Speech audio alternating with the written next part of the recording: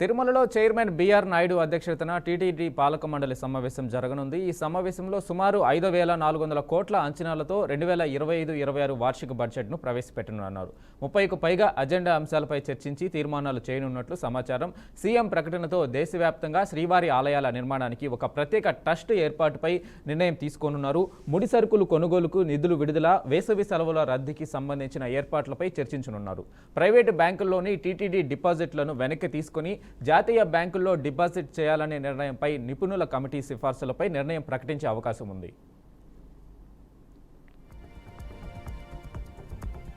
దీనిపై పూర్తి అప్డేట్స్ మా ప్రతినిధి గోపినాథ్ అందిస్తారు. గోపినాథ్, చెప్పండి. వెంకటేష్, ఇవాళ తిరుమల తిరుపతి దేవస్థానం ట్రస్ట్ బోర్డు సమావేశం మరి కాసేపులో ప్రారంభం కాబోతుంది. 10:30 అన్నమయ్య భవన్ లో అంటే టీటీడీ చైర్మన్ బిఆర్ నాయుడు అధ్యక్షతన ఈఓతో పాటు అడిషనల్ ఈఓ, బోర్డు సభ్యులు వీళ్ళందరూ కూడా హాజరు కాబోతున్నారు. అయితే ఇందులో ప్రధానంగా వార్షిక బడ్జెట్, ఈ ఏడాదికి సంబంధించి వార్షిక బడ్జెట్ పైన ప్రధానంగా చర్చ జరగనుంది. దాదాపుగా 5,400 కోట్ల రూపాయల వరకు కూడా వార్షిక బడ్జెట్ ను ప్రవేశపెట్టనున్నారు.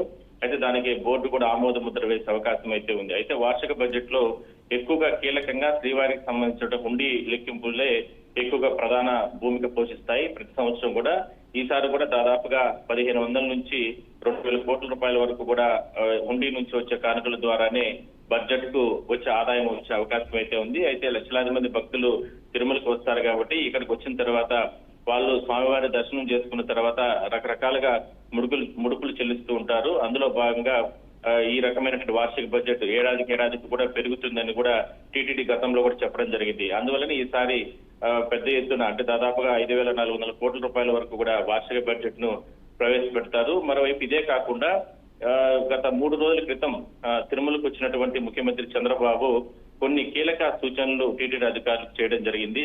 దేశవ్యాప్తంగా ఎందుకంటే ఇప్పటికే పెద్ద ఎత్తున ఆలయాలు, స్వామివారికి సంబంధించిన ఆలయాలు పెద్ద జరుగుతున్న తరుణంలో దేశవ్యాప్తంగా ప్రతి రాష్ట్రంలో కూడా అక్కడ ఉన్నటువంటి రాష్ట్రాల్లో రాజధానుల్లో శ్రీవారి ఆలయాలు ఉండాలనేది ప్రధానంగా టీటీడీ ఆలోచన.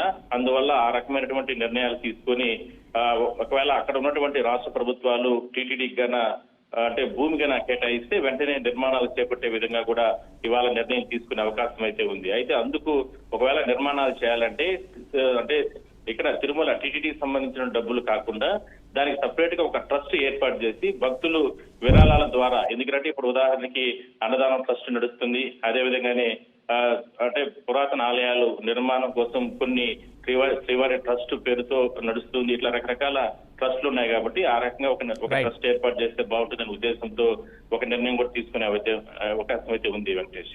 Right Gopinath, thank you.